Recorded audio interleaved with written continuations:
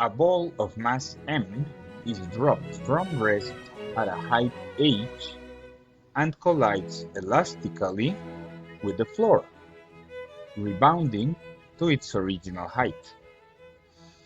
What is the magnitude of the net impulse on the ball during the collision with the floor? From conservation of energy, the ball reaches the floor with a speed equal to the square root of 2gh.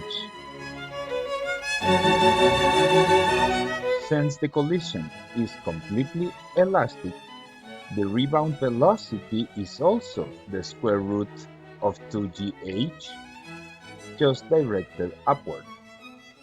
That is necessary if the ball reaches the same height h after the rebound. Then the change in momentum can be calculated as the mass times the change in velocity, square root of 2gh minus the negative of the square root of 2gh.